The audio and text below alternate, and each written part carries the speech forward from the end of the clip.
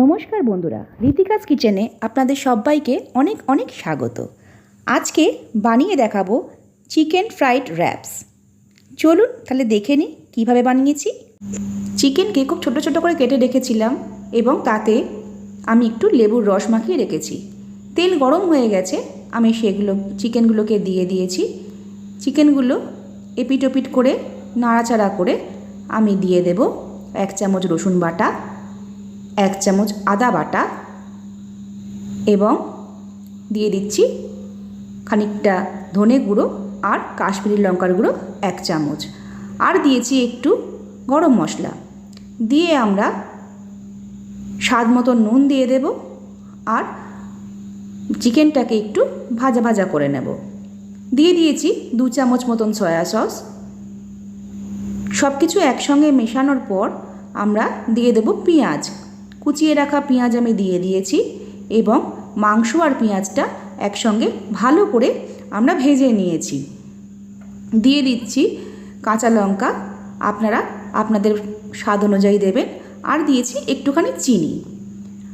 আমাদের প্রায় ভাজা হয়ে এসছে, আমরা একটু চাপা দিয়ে রাখলাম। এবার আমাদের প্রায় কমপ্লিট ভাজা হয়ে গেছে।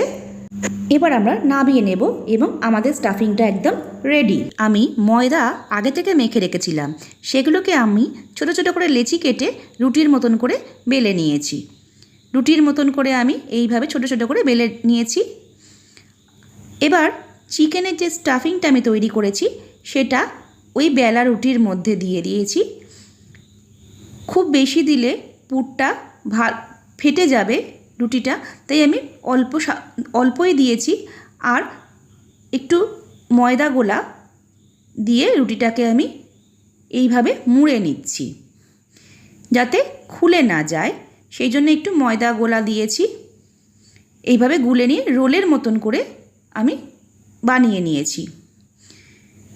আপনারা এইভাবে বানাবেন। আমি আরেকটা পদ্ধতিতে বানিয়েছি, আপনাদের যেটা সুবিধা হয় আপনারা সেটাই বানাবেন, সেইভাবেই আপনারা তৈরি করবেন। এইভাবে আগেরটা যেরকম বানিয়েছিলাম এটা একটু অন্যরকম বানিয়েছি। এইভাবে বানিয়ে একটু চেপে দিচ্ছি, আপনারা হাত দিয়েও চাপতে পারেন অথবা কিছু দিয়ে চেপে দিলে হবে, যাতে ধারগুলো খুলে না যায়। এইভাবে বানিয়ে নিয়েছি আর কড়ায় তেল গরম করতে বসিয়ে দিয়েছি। তেল গরম হয়ে গেলে আমরা ছেড়ে দিচ্ছি। এপিট ওপিট ভালো করে ভাজা হয়ে গেলে নাবিয়ে নেব। আমার ভাজা প্রায় কমপ্লিট। এবার আমরা নাবিয়ে নিচ্ছি। তৈরি আমাদের চিকেন ফ্রাইড র্যাপস। বন্ধুরা, আপনারাও একবার বানিয়ে দেখবেন, খুব সুন্দর খেতে হবে। আর যদি আমার এই ভিডিওটি আপনাদের ভালো লেগে থাকে তাহলে আমার চ্যানেলটিকে সাবস্ক্রাইব করবেন, আর আগে থেকে যাদের সাবস্ক্রাইব করা তারা আমার পাশে থাকবেন, ভালোবাসা দেবেন। ধন্যবাদ।